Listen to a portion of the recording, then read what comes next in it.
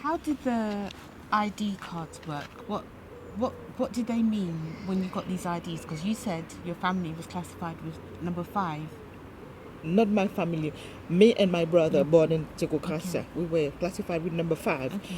If you go to a government office and you show that ID, either for a house or a job, you won't get it. The preference will be for people born in Seychelles. You get the leftover jobs, but to be assisted with houses, no, forget it. Okay. So if you got the leftover job or no job at all, then how do you survive? How do you manage? You have to do like a cleaning job, waitresses, or go abroad and work as a nanny. Okay. Is that what happened to you? Yes, Okay. And how long did you go abroad for? I went there for first Where did 7 you go? months to Saudi Arabia Okay. for 7 months. I was pregnant, then I went back. After my baby was born, 3 months after that, I went back for 2 years. And were you treated well by the family? Not really. By the husband, yes, but by the lady of the house, no. She was American. She was a little bit racist. She didn't care about black people. Even I had a talk with her and she said, no, I'm not like that, but she was. Okay. So how do you cope with having to be away from your family? It was very, very hard. I was young at that time, and you left 4 babies behind. Every time you have your lunch or dinner, and you think about them. Okay, I'm eating this, and they're not having to. What I did, I just take something from my plate and drop it on the floor. This is for my children. I don't know why I do that, but every day, I do that when I'm having my lunch or dinner. Get something from my plate, drop it on the floor. This is for my children. Then I'm the one to pick it up. Okay. So you were away for 2 years or so from your family, and then you returned. So the Chagosians, that's no way to live. That's no way for people to be treated. You were on your island. You were exiled as a child with your parents to Seychelles, and then the Chagosians got together and actually launched court cases in order to try and get to return. Yes, to have to be recognized, I can say. We have to put the British government in court when our lawyers say that there's a little window open. We need to try and penetrate it. So this is what we did. File a case. Okay. Do you know any of the legal arguments that were used? Because as I said, the United Nations Declaration of Human Rights, I think it's Declaration number 9, it says that nobody should be forcibly exiled from their land.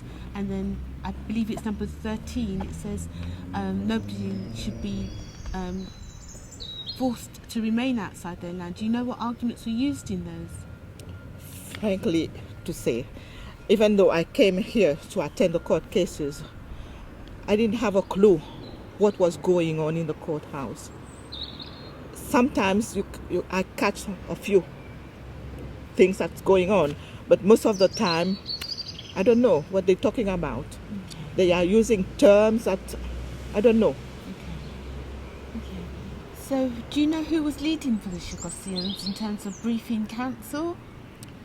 It was Gifford. Before it was another group. I forgot the name.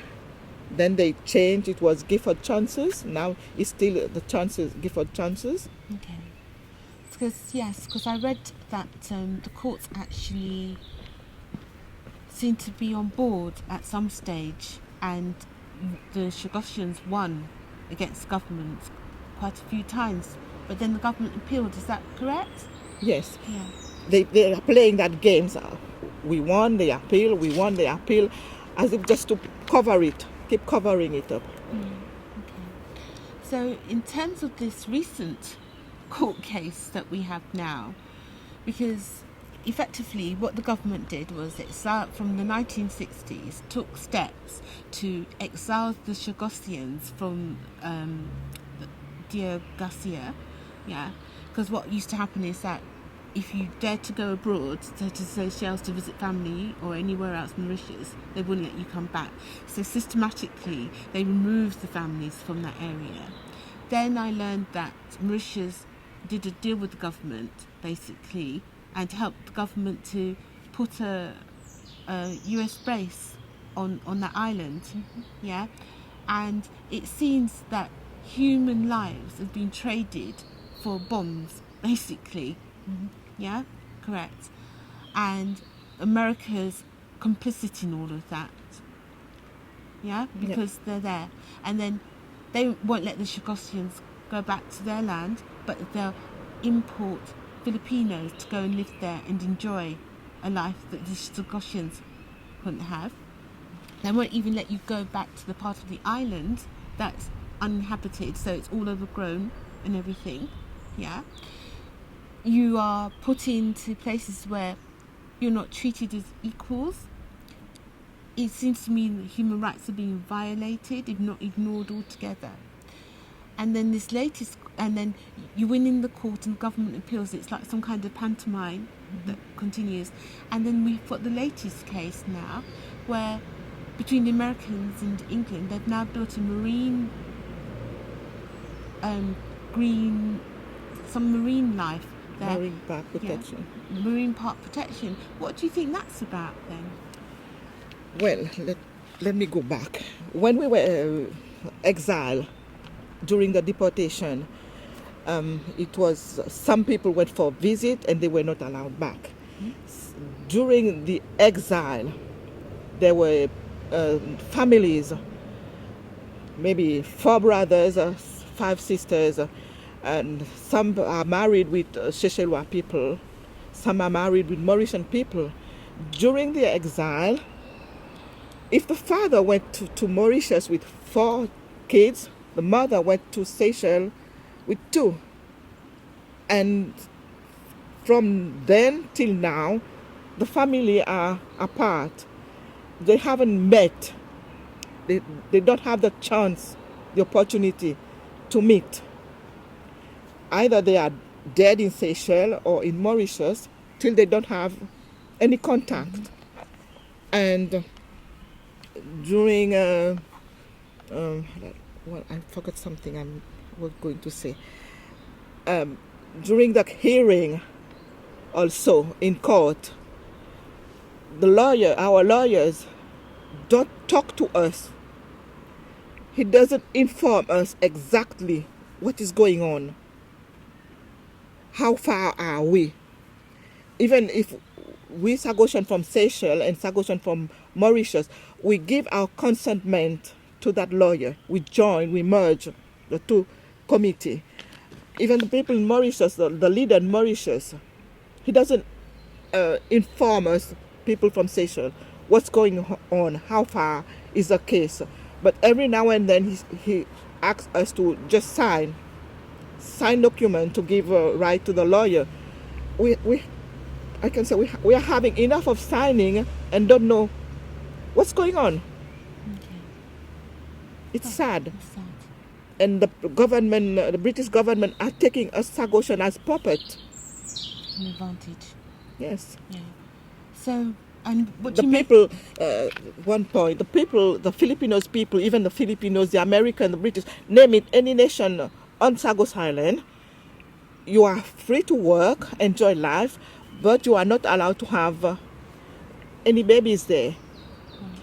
This gives the Filipinos opportunities to have abortion. Every now and then they are having abortion there. Somebody show us where they are buried the babies. It's sad. Okay, so that means if you there's no children born there, they can't be claiming any rights either. Yes. Okay. So what do you think about this marine park? First, I'm not against the marine park because in Seychelles there's marine park. But the way they are doing it, this is what's bothering us. They are not consulting us. We are not in the discussion. They discuss among themselves. We don't know nothing what's going on. That's what we are against. So, because what I read in some of the papers is that the marine park is purely a device to make sure that the Chagosians cannot ever return to live on that island. That's what I read. Our livelihood was fishing. Yeah. If you put a marine park protection there, definitely we won't be able to go there to fish. Right. You are protecting the fish. Like when they deported us, they gassed our pet dogs in front of us. Our parents didn't want to go. When they are gassing the dog and they are feeling the pain of the dog dying, then our parents have a meeting and say, okay, they are doing that to the dogs, then it will be our kids. So we are scared for our kids, so we have to leave. Okay. And now in England, they are adoring their pet dog, have laws. And when I hear about that, my heart as a child, what they did to my pets, make me feel enraged against them, make me hate dogs. What kind of dogs did you have? Well, in a family on Chagos Island, if there's 4 kids, each kid has a dog. Okay. Or we have dogs and cats as well. The British government, they say that Paul Todd gave order to Mr. Paul Moulinier, a Seychellois from Seychelles, a white guy, and Mr. Moulinier gave order to the laborers, workers, and he paid them to catch the dog, and the soldiers secure the calorifer and put gas from a Land Rover, and they put all the dogs, pets dog, in there during the afternoon. All the families were watching. You can feel and hear the dog screaming, dying in pain. They gas that dog, and the parent after that have a little meeting, group meeting, and say, okay, they are doing this to the dog. Next they will do it to our kids, so we better go. Okay. This is the time they said, okay, we'll go. So this is a order that's been given from the British Yes. consulate Yeah. or government, one of its agents. This is a country that claims a man's best friend is its dog. It's dog. Yeah. Now they are claiming Yeah. it.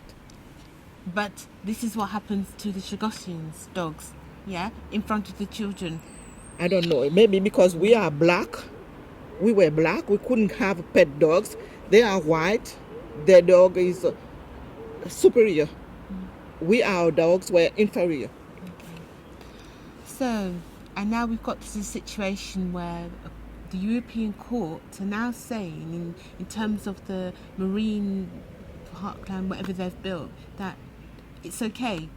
It's not a device to keep you Chagosians. It's something that's legitimate, but they're not looking any further into it. Is that correct? The British law say that for park marine is okay. Because the law of the EU said it's okay, and they agree with that. They are protecting the fish, but they are not protecting the Chagosian people. Okay. So, but this is the Chagosians. When did that become part of Europe? I don't know. Frankly, I don't know anything about that. Which year was that law stated? Okay. So, are there any further appeals? Are there any international instruments that can be used? From what I heard, from Chagosian people, that our lawyer is going to appeal. Good. I don't know if it's true or not. I haven't heard anything from the lawyer yet, and I want to hear it. We had a meeting last month and stating that our lawyer is not sending us information, and even the group leader of CRG in Mauritius, we asked them to write to Olivier Bancoul, Gifford chances as well, stating that we need to have information. We need to know what they are doing and how far they are. We haven't heard anything yet. But this is like history repeating itself, isn't it? Yes, definitely. Yeah? Because it's the same way the so-called compensation got paid. Nobody knows, and again, nobody knows. So this is not good. Before everything went out, the EU court, the Court of Marine Protected, we asked BIOT FCO, if we win, if we lose, what's going to happen? He said, no matter what, if we're going to stop going from a visit on the island, he said, no, you're still going. But so far, we are in June. June is almost over. We haven't heard anything yet about our visit for this year. So do you intend to go back every year if you can to visit the island? The government said that if you've been once, then you have to give chance to another person. They are deciding who's going and who's not going. You gave them the list of people, they choose. We don't choose. They are the one of the FCOs choosing who's going and who's not going. So do the FCO, do they apply the same standards when the Americans go abroad, go to the Seychelles? I don't think so. Okay. Every year there's a boat going with tourists going to the Chagos for deep diving competition or something. They can go, but we can't. Okay. Thank you so much for that report. So we're waiting to hear from the lawyers, basically. Is there anything else? Is there any support that you need from the wider community? Like in Crawley, the MP in Crawley, they are helping the community there, and even the council are helping them. But everywhere the Chagosians are in London or elsewhere, nothing is being done for us. Right. So is there a community group that pulls all the London Chagosians together? Is there a group that pulls them together? Yes, there is. Okay. So, well, that's a starting point. I'm in the group. Okay. When they call me asking for help, I say, okay, you go to your council. And the council said, okay, we don't know you. And if I call them, they say, okay, and when we start talking, we get into an argument, and I say, okay, listen, we've been born on Diego Garcia. Do you think because you're born on Diego Garcia, you were born with a golden spoon in your hand? Of course. Mm-hmm. My golden spoon, the British soldiers and the Americans are enjoying it. I'm not enjoying it. No. Have you got any last words that you'd like to say, Bernadette? For me, as a Chagosian native, I would like the British government to take their responsibility in hand. Look what they are doing to us. We are dying of stress, of high blood pressure. On the island, we didn't have these stresses and high blood pressure. Our youngsters are getting into drugs, prostitution. On the island, we didn't have that. They need to take their responsibility in hand. Have a heart like every human being. We are black people. We are human. We are children of God. Thank you.